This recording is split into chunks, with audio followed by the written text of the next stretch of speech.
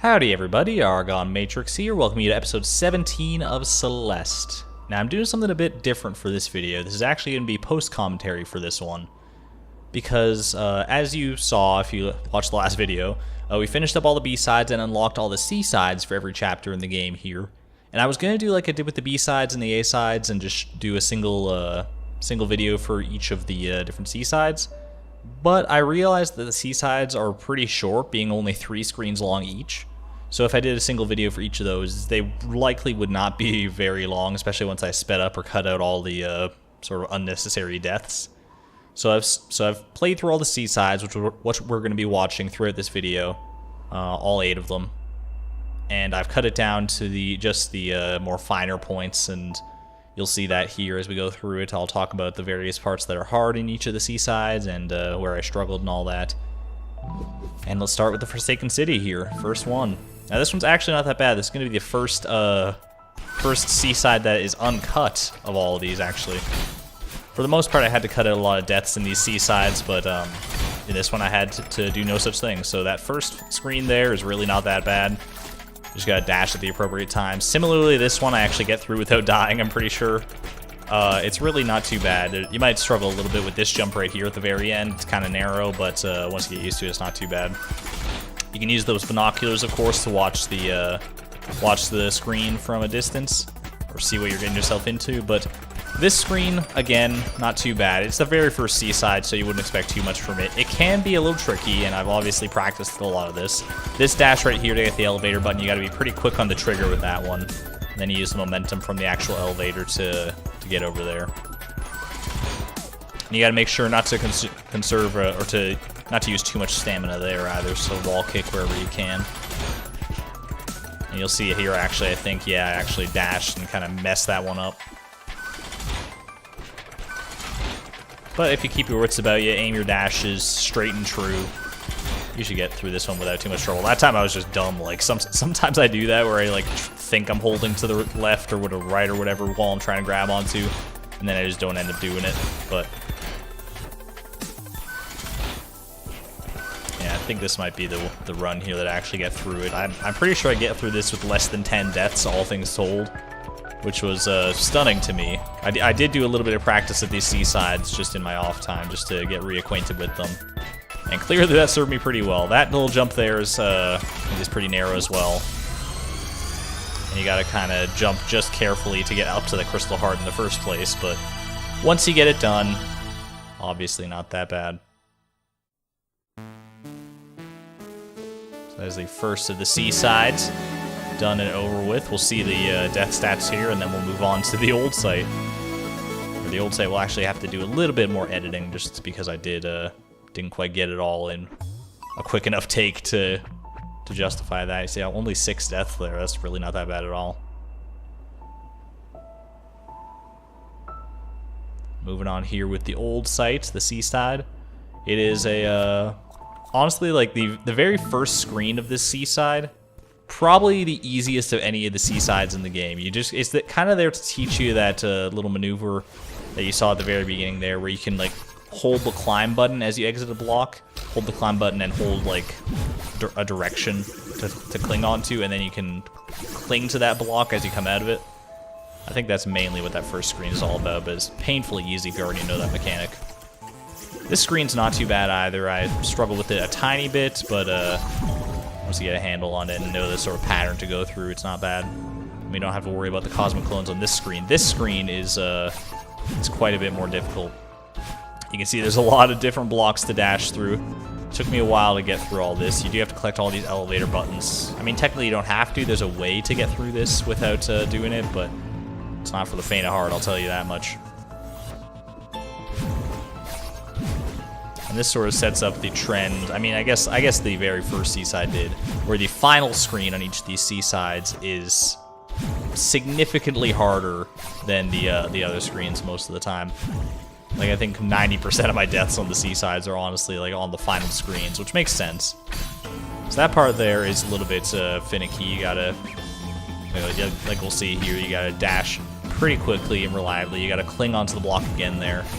Then you gotta do a little bit of fancy jumping here. It's a little bit trickier than it might look. You have to kind of not be too high or too low when you hit it, come out of these dream blocks as you're jumping. Otherwise, something like that could happen where you just jump like that. But I think this is the attempt where I actually get all this in one go here, so shouldn't be that bad. Just a lot of precision platforming in this one.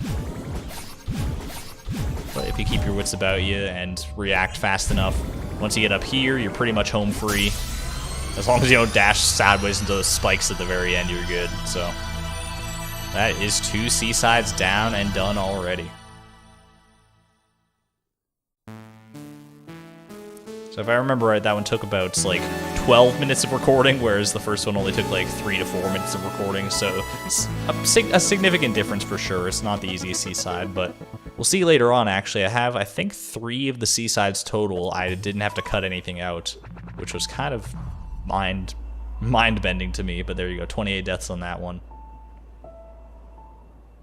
Moving on here, we got the 3rd seaside, the Celestial Resort, which is infamous for giving me some problems. This screen, the very first time I saw it, it just intimidated me so much. I'm not good with this sort of thing. But once you know the timing, like I do here clearly, it's really not that bad. Again, this first screen just sort of sets the tone for what you should expect from the seaside, but is not a significant challenge compared to what we'll see later on in this section. This one took about as long as the old site's B-side, or C-side, I mean. So this screen here shows off a mechanic that I haven't talked about, is where if you hold down on these platforms here, they move down faster, which is the only real way to get by these guys reliably. You can do it if you have to with like if you just time it just right, but it's really more advisable to hold down to make them move a little bit faster. So this is the final screen of this seaside, which obviously means it's going to be the hardest one probably. We got Oshiro following us here, and we're going to have to use him to pretty good effect. He's extremely aggressive, more aggressive than he's ever been on any of these other ones. And so you have to avoid him pretty well, just guide him. Make sure there that you get out of the way just in time. A couple narrow dashes through here is not too bad, but he can catch you off guard if you're going a little bit too slow. And you got to use the fact that you can jump on his head to renew your dash to get across that gap. The timing on it is not as bad as you might think. And then again, here you got to hit that elevator button. And he got me just at the end, of course. I would recommend, by the way, when you jump off his head here to get the elevator button, that you hold the jump button as you jump off his head. Otherwise, something like that might happen, and you'd end up screwed. You can save it, like I tried to there by jumping on his head at the right time, but just didn't work out. And I think on this attempt, I got pretty close here, but I think it's a pretty sad way that this one ended. Oh no, it's actually just showing off that the dash crystal is not, on its own, is not enough for you to reach the crystal heart. You actually have to jump off of Oshiro's head and renew your dash, and so nearly make it, but there you go. And one more failed attempt at this before I think we get our actual successful run here. Yeah, the timing on this opening part as well can be a little bit tricky to get. But once you're in the rhythm, it's really just a matter of getting it done. There, I wasn't too confident with my jumping ability, so I just made sure to double back, which you can do, thankfully, on this. It's not so unforgiving. And with this, so that dash crystal can be used to save yourself like it did there. And then you use the dash there, and you're as good as done. Look at Oshiro forming in the bottom left-hand corner. He's like halfway through his formation. It's a little terrifying.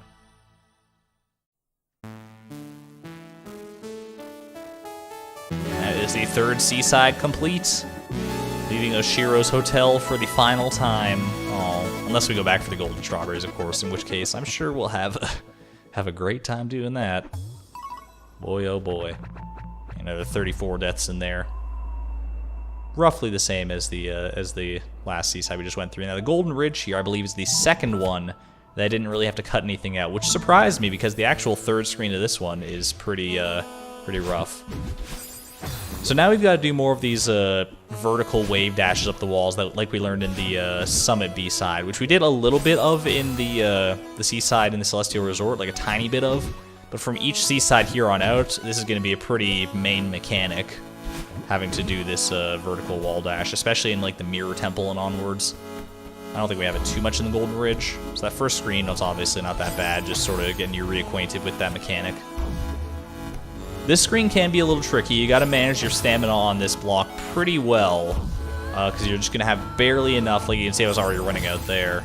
You have to make sure not to climb too much. You can use that wall on the right-hand side to good effect if you're being clever, but you also don't need to necessarily. And this part can be a little janky if you don't get the right jump, but I managed to just scrape through there. Now this screen is actually home to the most powerful wind in the game. It is so strong that you cannot walk, you cannot move left without dashing, which is insane. Like in most cases you would normally be able to walk pretty slow and get it, but not here. And because the wind is so strong, you can actually see this cloud. You might not think that you have to like do a high jump off of this one that's like right below the ceiling of spikes, the second cloud in there. But you actually do have to do a high jump, and the wind is strong enough that it'll force you out of that little alcove before you mash your head into the spikes. And honestly, this opening section of this screen is probably the hardest part of the screen. After that, once you have like, if you have good reaction timing, I think it's more or less just kind of completes itself here. If you just have some good reactions, the very end can trip you up a little bit too, because you got these decreasing in size platforms. So there you go. Just get it done. Yeah, those stone platforms have tripped me up a few times in the past. I had to practice it a little bit, but we got it. So I was surprised to get it on my first try there. That's all I'll say. I was a little bit stunned at the end of recording this one.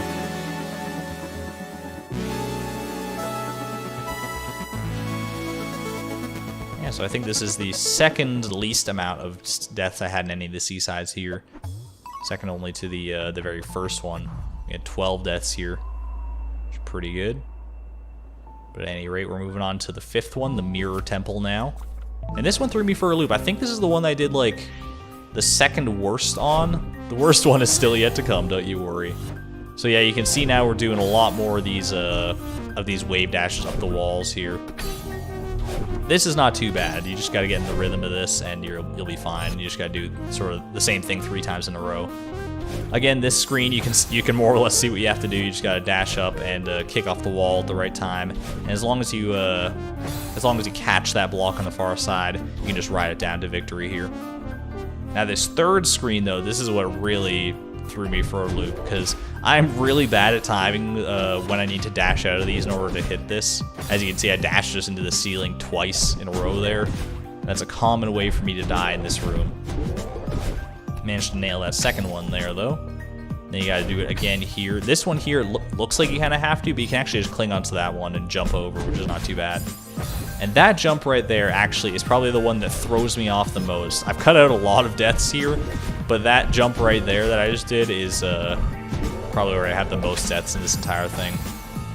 We're actually nearing the end of the screen there with that little like button alcove. You just gotta have some precision dashes in order to get through this part. You can see I'm not the best at that, but you can see the Crystal Heart is not too far off either, so. Once you hit this, it was so close there. Once you get actually through that part, and you can see even still, even though I've been practicing this for 15 minutes at this point in game time, I'm still dying to like the first little jump there pretty frequently. But I think this is the one where I get through.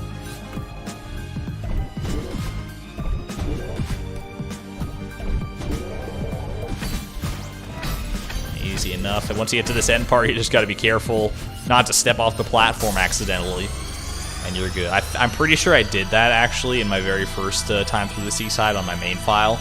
Like I got to that very last platform and then I like dashed in the wrong direction or something, and I was so mad at myself because I'd been spending like over an hour or something on it. Something ridiculous like that. I'll say that like this time through the seasides was not nearly as bad as my very first time. Which you'll see, like at the very end of my last video, I showed off like how many deaths I had in the seasides, and it is significantly more than what we've seen here, obviously. But there you go. That is the fifth seaside of 8 completed already. Nearly 100 deaths, so quite a bit worse than anything we've seen so far. Moving on to Chapter 6, which I have proclaimed to be probably the hardest chapter overall. But believe it or not, this is the third instance of an uncut seaside. I managed to get pretty I wouldn't want to say lucky with this one, but I ran through it, I think, pretty, like I did a practice run pretty... Like I did it just before running through this, more or less, so I guess it was fresh in my memory.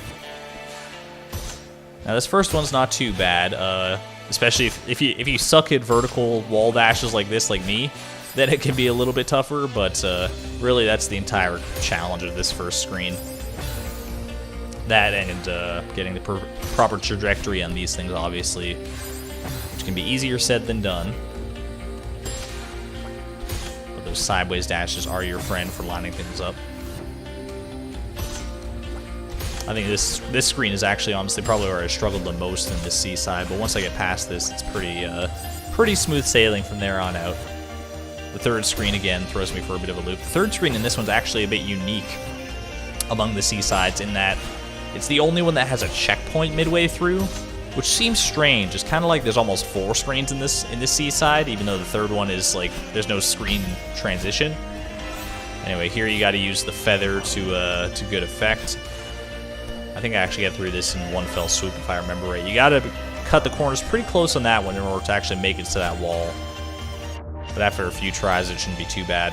Now here's actually where things get pretty dicey. You gotta use this block to really good effect. You got a really tight dash right there in order to actually pull him down. You gotta get him all the way to the bottom here in order to actually use him to fling yourself across. And then after him, like this little grass platform right here is the checkpoint. So if I die here, which I'm pretty sure I do at some point, I don't get through this in one fell swoop, I don't have to go through the whole thing. Which seems strange to me. I don't think that was strictly necessary, but you know what? I'm glad for it. Anything to make things just a little bit easier on me. Fine by me. And then once you master the art of hitting these guys on their exact side, on like the middle and the side, which gives you the most momentum, and this part's not too bad. Another little vertical wall dash there right before the crystal heart here. Easy enough. I'm making these look a lot easier than they would be if you were going through these for your first time, obviously, but what can I say? I've been playing this game quite a bit recently. There we go, only 2 more seasides to go.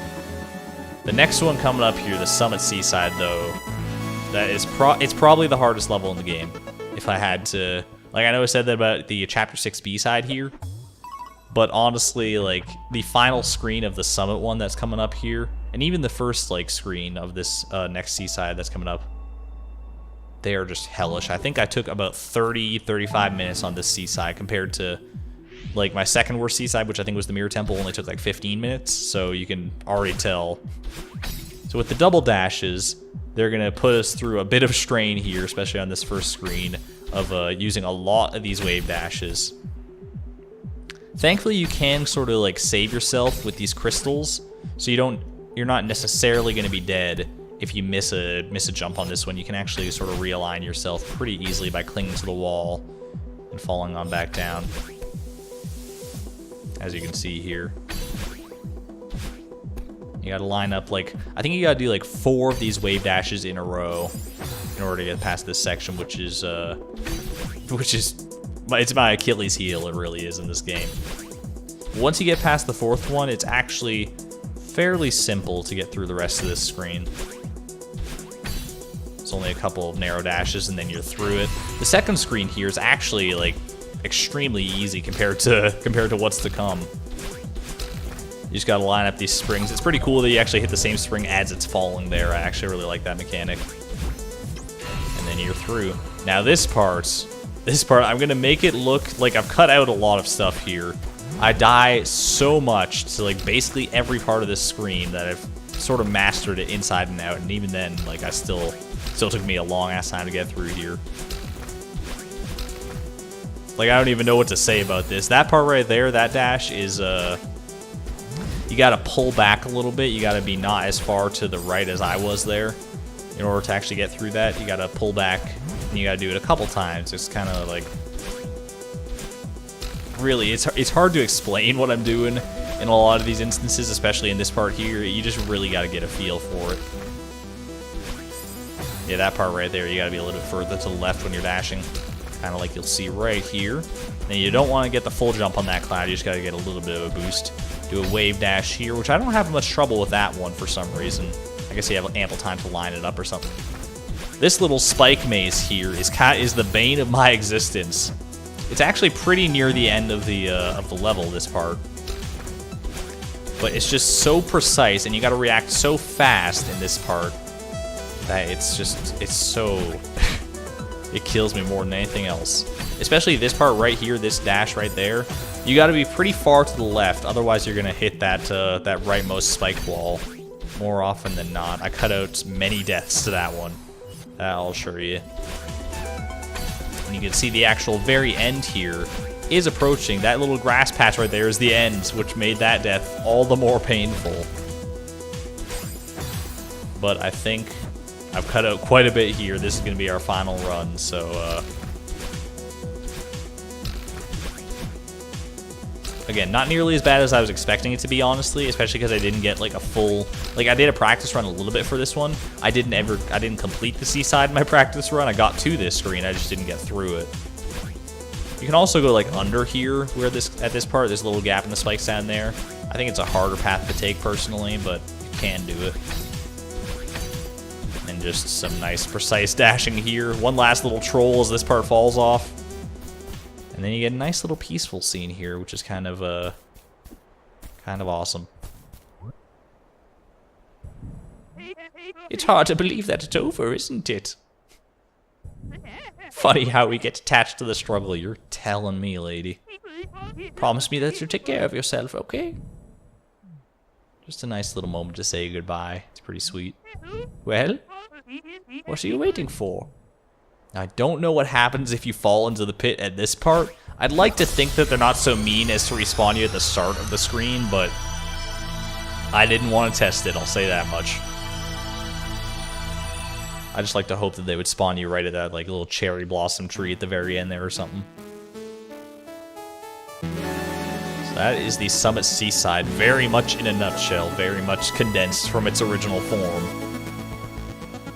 Just the harder parts, I suppose. But that's not quite the end of it here, because obviously we still have the core to go through. I believe this is the only one that I had more than 100 deaths on.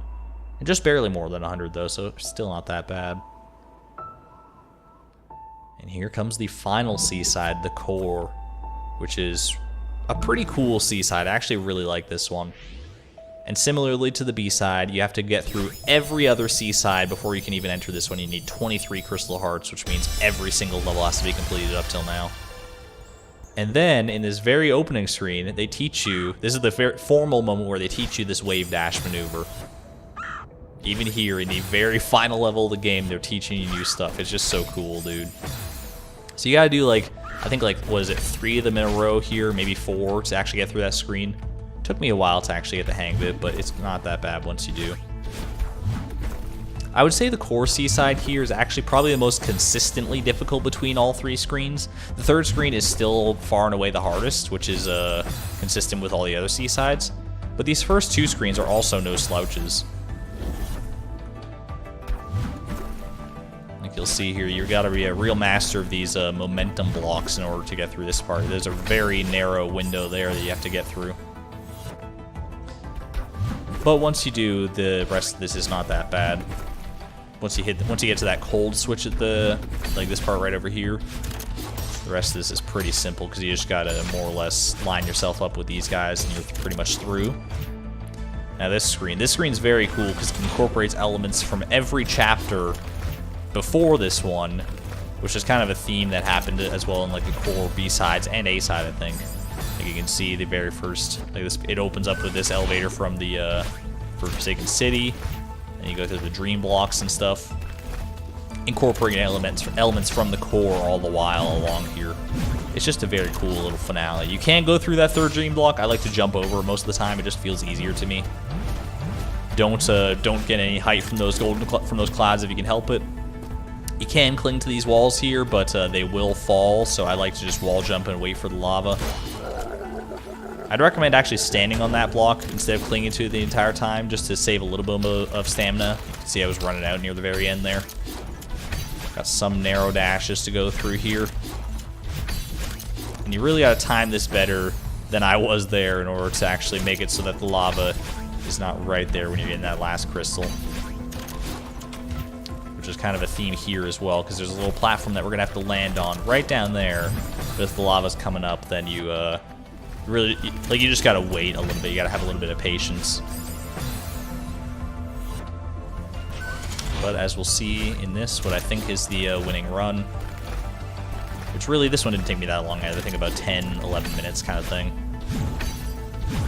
Still pretty challenging. And honestly, like, after the summit seaside, I was drained, especially in like my first like initial run when I first went through these seasides, and I was like, man, I don't want to tackle this core nonsense, but it's not too bad compared to the summit in my opinion. You only get one chance on each of these spring blocks, by the way, because they do fall once you touch them once. You want to take as much airtime as you can in that section there in order to stave off the lava. And once you get up here, you guys just gotta do a couple more wave dashes, notified by the bird there, and you are through.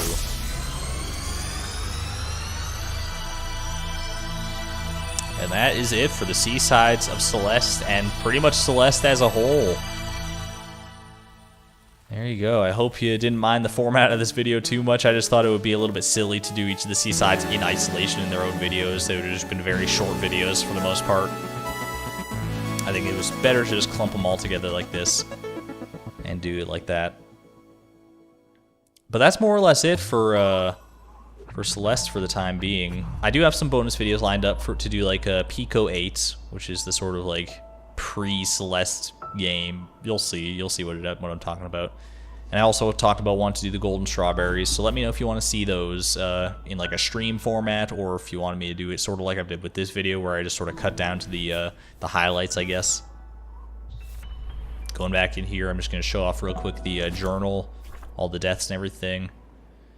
Yeah, but I guess this is pretty much it for Celeste. So thank you guys so much for joining me on this one. It's been a phenomenal game. I'm glad to have been able to show it off here in its entirety, more or less.